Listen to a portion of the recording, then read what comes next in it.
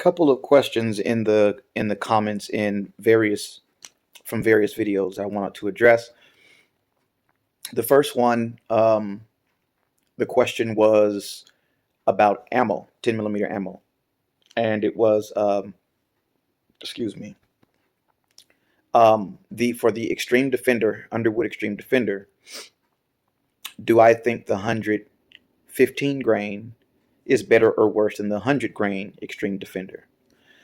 For those of you who don't know, there is a difference between Extreme Penetrator and Extreme Defender. Extreme Penetrator is not a round that you would put in your gun for self-defense from humans. That would be for animals or something like that. So for Extreme Defender, they have 115 grain and they have 100 grain. Now the 100 grain moves about 150, 175 feet per second faster and with just 15 less grains, but only 2 foot-pounds more of energy. So just call that the same, right? They're both, I believe it's 740, 738 and 740. Just call it 740 foot-pounds energy. But the 115 grain moves at 1700 and the 100 grain moves at 1875, I believe. Now, the speed is not my concern exactly.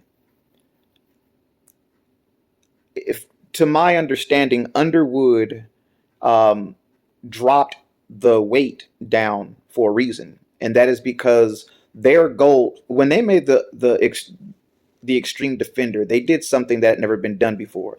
A lot of people have not caught up yet, but the Extreme Defender is the superior self-defense ammo right now.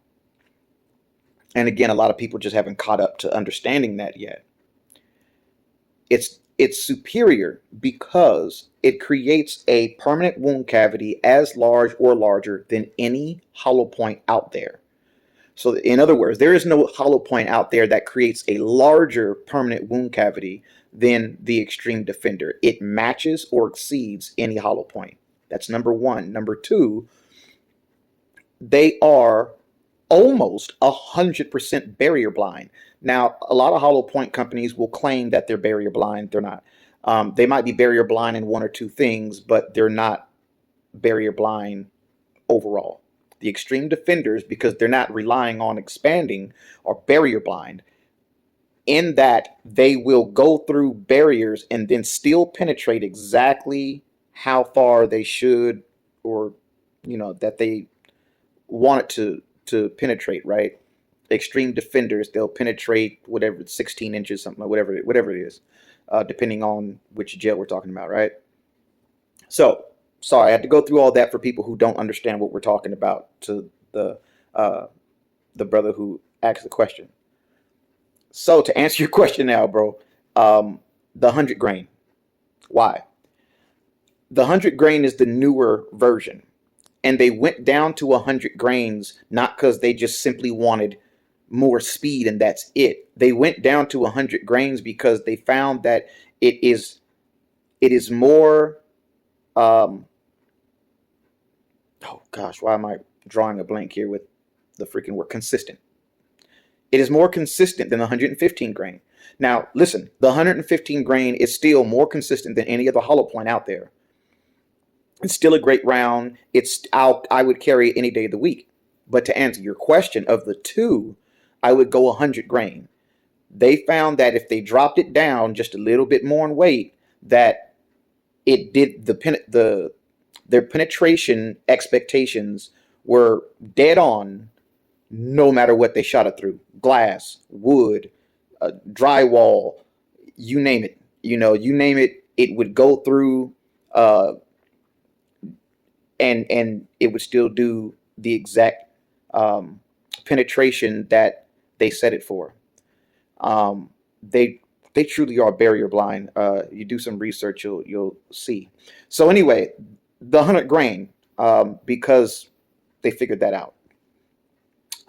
However, if I'm trying to order them and they only have the 115 grain, there's no hesitation. I'm getting the 115 grain. Like, the difference is minimal, man. It's minimal. It's not a huge deal.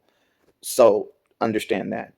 The other question Someone asked me about, oh, they said, I'm surprised you haven't changed the sights out on the XDM Elite 10 millimeter.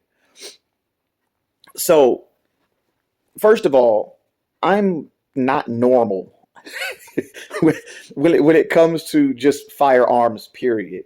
Um, I'm not your average gun guy. And I don't mean that I'm like some super special person, but I've been through a lot. And I don't mean even just necessarily like experience on having to protect myself. That's something that a lot of people know me for. They know me about that I've had to do what I had to do to survive. I've had to use a gun to keep myself alive. However, I also managed a gun range for several years. And doing that, I had a mentor who is an amazing person, and I made a video on this. Um, it's called Peter Dunn. It's called, is it called Peter Dunn or Detonics? It's either called Detonics and then Peter Dunn or Peter Dunn Detonics, something like that. So it's not that far back. You can go back, you can find that video. And I explain that, guys, I have shot so many guns, it's unbelievable. Like, if this was the year 2014, any handgun you asked me about, I shot it. Any handgun. I don't go back in time. It doesn't matter. Any handgun you name, I shot it. So now there's a lot I haven't shot. Lots of new guns coming. I still haven't shot the P3s. Yes, I have. That's a lie. Um, but there's still a lot of guns I haven't shot yet, right?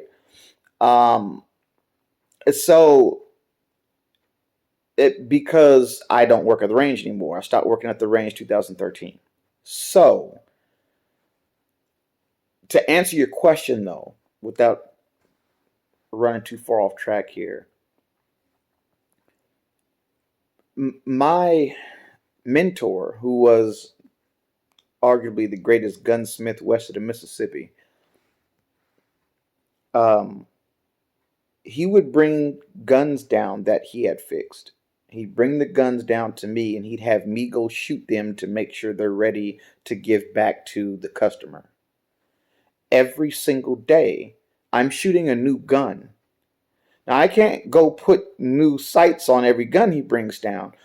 I'm not even thinking about that. He just hands me a gun. And I go in there and shoot. And I don't have to like try and be accurate, but I figure why waste these shots? And so every time he brought a gun down, which was either once a day or sometimes 2, 3 times a day, rarely did a whole day go by where he didn't bring me a gun. But um, I go in the range, I put a target up, I set it back 7 yards, 10 yards, whatever I felt like at the time.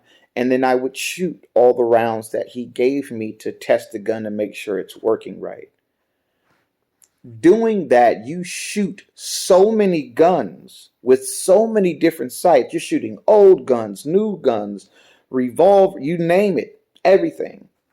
I got used to like just dealing with whatever's there. It's not even I don't care, right? It doesn't bother me. It's not a thing on my mind. So all my Glocks have factory, except one. All my Glocks have factory sights. Hell,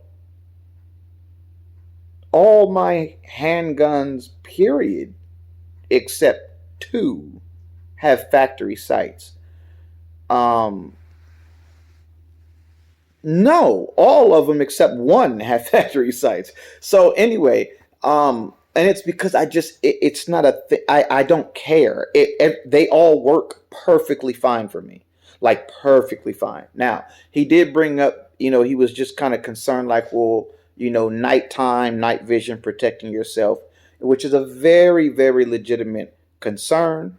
Um, I want to say thank you for even being concerned about that. you know that's like, I see that as love. So I appreciate that, bro. He's just really just trying to look out for me is what he was doing. But there's a lot that goes into that. So without going too deep, when you're in that situation, now unless we're talking like crazy pitch black, like I ain't talking about in like in my house. I'm talking about like when you're way out in the woods and you got nothing. You got nothing that kind of dark. So unless you're in that level of pitch black, I can see my sights in at night. I've been in situations where I was basically just coming out of an alleyway like darkness, self defense situation. And I've also, just it was like 1:30 in the morning, and AM. Yeah, that one's well known for the people who know me. But I stopped an armed robbery. So in those situations, it was very dark. It was nighttime, morning, nighttime. And I could see my sights perfectly. Perfectly. And part of the reason for that, though, is because when your adrenaline kicks up, your eyes adjust however it needs to survive. And I know that sounds crazy, but that's what happens. I have another video if you haven't seen it called "What Goes On in the Brain When Someone's Trying to Kill You."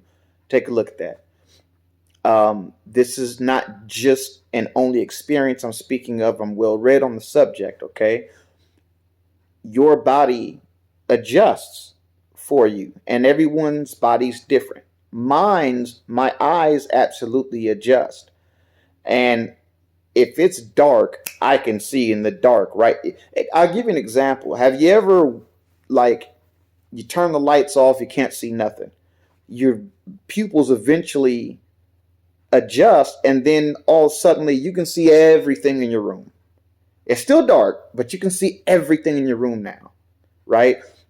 So take that and just kind of to the extreme and speed that up. Under extreme stress, my eyes will do that, right? Where it's just like immediately like, okay, we need to see now, and it's on, and I can see everything. I could see my. I never had a problem at night with sights ever, and so can it happen? Maybe it can happen, but I'm not worried about that level of darkness and not being able to because to be honest with you, if I can't see my sights, I can't see him. The other part is I'm not using my sights in every situation I've been in. The person was no more than 7 yards away from me. I don't need to look at my sights for that level of accuracy. I can point shoot perfectly. I can point shoot at 15 yards, but at 7 yards all day long, right? I'm likely looking for my sights, beyond 12 yards.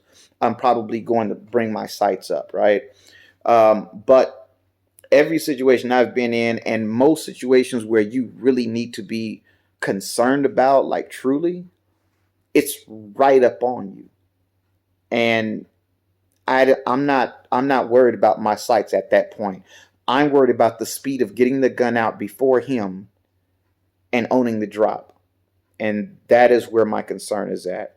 And if I got the drop, or if we're racing to the drop and I need to just put rounds on him, I know I can do that. And I don't need to look at the sights. I'm not wasting my time. I'm not wasting 0.2 seconds on getting to my sights. I'm putting rounds on him immediately. So anyway, there's that. Guys, I have no problem answering questions. So if you have any other questions, ask me and maybe I'll make a video answering your question. Appreciate you all. Let me out.